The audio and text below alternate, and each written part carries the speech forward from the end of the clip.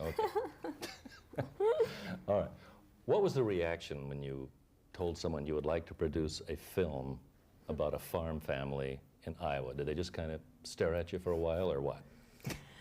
Well, it's funny because actually the very first person I mentioned it to was my agent, and I was sure that I was going to get that kind of reaction. Mm-hmm. But it was, people were very positive about it in the beginning. You know, I mean, when we got the what they call the development deal, mm-hmm. it was very easy, and the whole film kind of skated in the beginning. I couldn't believe how quickly and easily everything was going ahead. And then, of course, you know, when it came down to actually financing a film, then everybody kind of shied away. Did you have to hit all the studios before Touchstone said, okay? Well, okay. what had happened was that the studio, the independent producers that had given us the money to develop the project, changed their mind when it came down to making the film.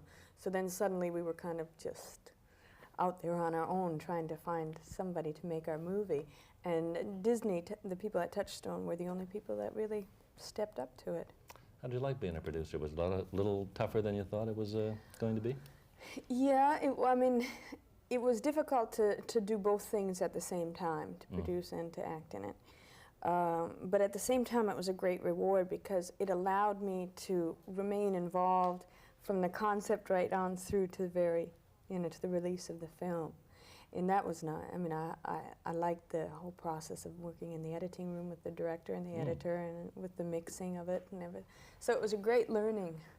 I asked Richard Pierce, I know he was brought in as a director later on during the actual shooting of the motion picture, 10 days later, and I said, how come Jessica chose you? And he came up with that fantastic answer, I don't know. Why did you select him? Well, we were really in a situation where it was, we were either going to have to find somebody right away, or there was the possibility that the film would kind of collapse. Oh. Because of, we were pressured as far as weather. We had to get this harvest filmed. And I remember I was on the phone with the president of Disney, Richard Berger, and he was reading me a list of available directors over the phone. And he came to the name of Richard Pierce, who had directed Heartland. And there was just, it was like an instinctive thing. I said, you know, let's see if he's interested in it. Because I just had a feeling from his previous film that he had a sense of the direction that our film should go. I understand you were sort of depressed when he showed up because everybody was sitting around not knowing Well, it was what a hard time, you know, Yeah. because when you've got a crew of out on location, and they're all away from home and in a strange place, and they have basically nothing to do. They're sitting in a, you know, a hotel room for 24 hours a day. Then, yeah, it gets to be a little difficult. People are uneasy. They don't know what's going to happen. With you're winning the Oscar and being nominated twice. Do people respect you now in your opinion? Can you pick and choose your roles now? Whereas before you were maybe hoping you could get one, I guess. Yeah. Well, yeah, I mean, it certainly makes a difference. You know, I have found after the release of Frances and Tootsie, you know, that a lot of doors opened that hadn't been opened before. So, did you feel, not to go back to Kong, but was the Jack? How did the Postman Always Ring? How did you get the role in The Postman Always Rings Twice? That really changed your career, Yeah. I would say, from one area to another. Yeah, no, that was the big turning point right there. Well, that was because of basically, you know, Jack Nicholson and Bob Rafelson having confidence in me, you know, when other people didn't. So I'm eternally grateful to both of them for their support. Stop down just a second. I had another exciting question I was going to ask. Oh, okay, here we go. Back to country. This idea came to you from what? Seeing a picture in a magazine, or was it a newspaper? Well, the idea began to gel when I saw this photo in a newspaper of a farm couple, a husband and wife, and the husband's mother during a foreclosure sale, similar to the one in our film.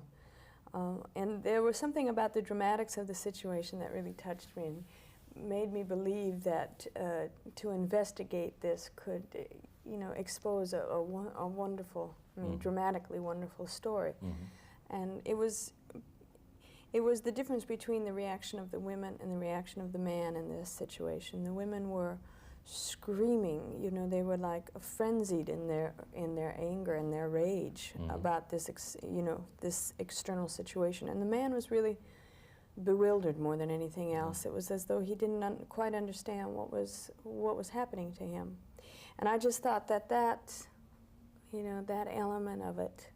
And then, of course, once we started to do our investigation and our research into this situation, I mean, it just, a million things unfolded before us. What was it like? Because I know you're an item. Is it difficult working with the gentleman you're going with? You know, Sam Shepard, did you ever get in any spats on the set that scene should be done this way? Because he's a well-known playwright besides, and you say, no, it should be this way because you're the producer. Is it easy to do that? Well, we actually worked very well together. We didn't seem to have any of that kind of problem. Because I think partly it's because we work very much the same way. They were very private actors and things aren't discussed. And also because of the nature of the parts that we were playing. Did he really belt you? In that scene, no. You mean it was that close, huh? Okay, well, thank you very much, Jessica. I really enjoyed it. Thank you.